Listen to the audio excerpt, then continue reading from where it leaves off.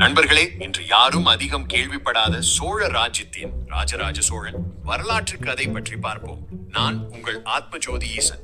போகலாமா நண்பர்களே? இது போர், வெற்றி, கோயில் கட்டிடம் அல்ல, ஒரு அரசனின் மனச்சாட்சி பற்றி பேசும் அரிதான கதை. தண்டனை மறுத்த சக்கரவர்த்தி, மறைக்கப்பட்ட உண்மை. ராஜராஜ சோழன் மிக கடுமையான நீதியாளன் என்று வரலாறு சொல்கிறது. ஆனால் கல்வெட்டுகளில் மட்டும் மறைந்திருக்கும் ஒரு சம்பவம் உண்டு.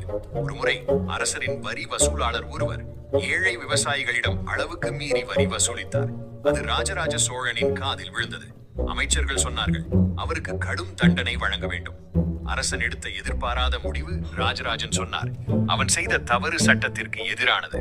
ஆனால் அவனை இப்படி செய்ய வைத்தது என் ஆட்சியின் குறை. அரசன் தவறிய இடத்தில் ஊழியனை மட்டும் தண்டிப்பது தர்மமா? அந்த வரி வசூலாளருக்கு மரண தண்டனை இல்லை. அதற்கு பதிலாக அவனுடைய சொத்து பறிமுதல் செய்யப்பட்டது.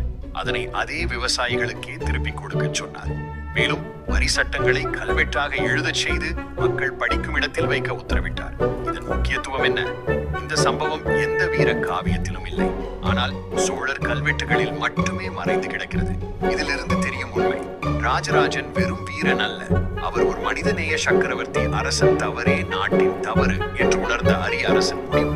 கோயில்கள் கல்லால் கட்டப்படும், ஆனால் ஒரு நல்ல அரசன் மக்களின் நம்பிக்கையால் மட்டுமே நிலைநிறுத்தப்படுவார். மீண்டும் ஓர் வரலாற்று சந்திப்போம். நன்றி நண்பர்களே.